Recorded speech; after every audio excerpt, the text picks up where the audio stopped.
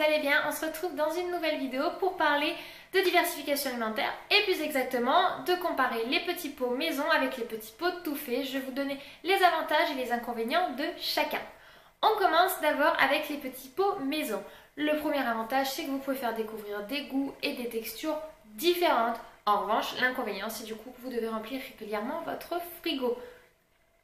Le deuxième avantage, c'est que vous connaissez la composition exacte des plats que vous faites. Vous savez combien il y a de légumes, combien il y a de fruits, etc. L'inconvénient, c'est que ça vous demande du temps pour le faire. Et ça, il ne faut pas se leurrer, il faut quand même un peu de temps pour pouvoir préparer des petits pots à votre enfant. Le troisième avantage, c'est que les saveurs sont clairement identifiables dans un petit pot maison. On arrive à bien différencier les différents goûts et ça donne vraiment le vrai goût véritable de l'aliment à votre enfant. L'inconvénient, c'est que du coup, vous devez quand même faire consommer assez rapidement les petits pots que vous faites à votre enfant, surtout ceux qui au niveau des fruits, ils se conservent beaucoup moins rapidement. L'autre avantage et que je trouve assez sympa, c'est que vous pouvez faire découvrir les petits plats que vous aimez faire à votre enfant. L'inconvénient, c'est que souvent, ceux-là sont trop composés de nitrates, de matières grasses ou de quoi d'autre encore ? De sel, de sucre, voilà, des aliments que l'on doit normalement éviter dans l'alimentation d'un enfant en bas âge. Le dernier avantage et que je trouve sympa lorsque bébé commence un petit peu à manger en même temps que vous, c'est que du coup votre enfant mange exactement le même plat que vous et ça je trouve que ça fait plus convivial, plus famille que de chacun avoir son repas différent. Ensuite on va parler des petits pots tout faits. Alors le premier avantage c'est que les petits pots tout faits sont réglementés au niveau de leur composition, ce qui fait que vous savez que dans un petit pot il y a tout ce qu'il faut pour votre enfant. En revanche l'inconvénient c'est que du coup les saveurs sont un petit peu moins réel parce qu'il y a des choses qui sont ajoutées entre des conservateurs etc qui font que le goût de carotte a moins le goût de carotte que si vous faisiez un petit pot tout maison avec le goût de carotte par exemple.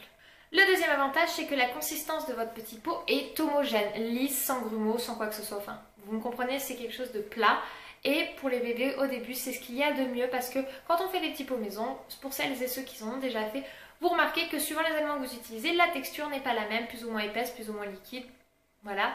Et au début, c'est vraiment pas ce qu'il y a de mieux pour un enfant. En revanche, là où ça pose problème, les petits pots homogènes tout faits, c'est qu'arrivé à l'âge de 8 mois, lorsqu'on commence les morceaux, eh bien, ça fait un changement tellement brusque pour eux que souvent certains ont du mal à passer ce cap des morceaux, alors que les petits pots maison, ils ont bien galéré au début, mais par contre, arrivé à l'âge de 8 mois, ils sont habitués à changement de texture, donc du coup, le passage aux morceaux se fait beaucoup mieux.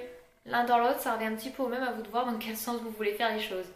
Le troisième avantage, et qui n'est pas des moindres, c'est que le petit pot tout fait vous dépanne lorsque vous vous retrouvez à court de temps pour faire un petit pot maison si vous êtes habitué de faire les petits pots maison et surtout lors de vos déplacements. Pour ma part, je n'ai pas trouvé de solution vraiment pratique pour déplacer des petits pots maison lorsque je bougeais un week-end, une soirée, etc. avec bébé. Dans ce cas-là, moi je prends vraiment un petit pot tout fait parce que il y a un conservateur donc je sais que je peux le déplacer sans crainte.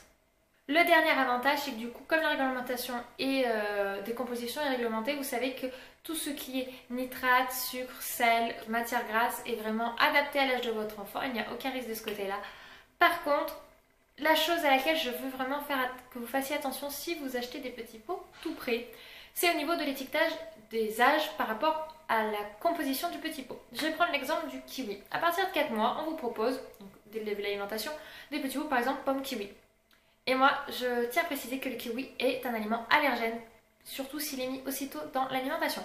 Donc demandez un petit peu à votre pédiatre à partir de quel âge, qu'est-ce qu'il peut manger, même si vous ne souhaitez pas faire des petits pots maison, pour lorsque vous achetez des petits pots tout faits, que vous ne teniez pas compte uniquement de ce qui est écrit sur l'étiquette au niveau des âges, parce que c'est pas forcément ce qui est le plus adapté par rapport à l'enfant. Aujourd'hui, on s'est quand même rendu compte qu'il y avait quand même vachement d'allergies, donc moi l'alimentation je l'ai commencé à 4 mois, après j'ai quand même fait attention au niveau des aliments qui étaient plus allergènes que d'autres, je les ai introduits certains pour qu'ils soient bien avant d'en introduire d'autres, après chacun fonctionne comme il veut, il y a des enfants qui vont prendre le kiwi à 4 mois qui vont être nickel, il y en a d'autres ils vont avoir des réactions allergiques. Donc à vous de voir qu'est-ce qu'en pense votre pédiatre, mais je vous quand même conseille de faire attention au niveau des compositions. Voilà, j'espère que cette vidéo vous a plu, vous aura donné un petit peu une idée si vous ne savez pas trop sur quel axe partir entre les deux. Personnellement, je fais les deux parce que j'aime bien l'idée de faire des petits pots maison, de me dire ouais, c'est moi qui fais le repas de mon fils, voilà, ça fait une fierté parce que moi et la cuisine, c'est vraiment pas mon truc. Mais voilà, pour mon enfant, je fais des efforts parce que ça me fait plaisir de le voir manger un truc que c'est maman qui a fait, c'est une fierté. J'aime bien aussi pouvoir lui proposer du coup des aliments qu'on ne trouve pas forcément en grande surface, par exemple de la courgette. En pot 4-6 mois, il n'existe pas et moi j'aimais bien parce que lui il aimait bien, c'est léger, c'était doux, c'était pas fort. Donc ça passait nickel. Mais lorsque je me déplaçais, que j'avais pas le temps de faire de petits pots, c'est clair que moi les petits pots tout faits, ça m'arrangeait bien. Puis voilà, j'aimais bien le côté au niveau décomposition.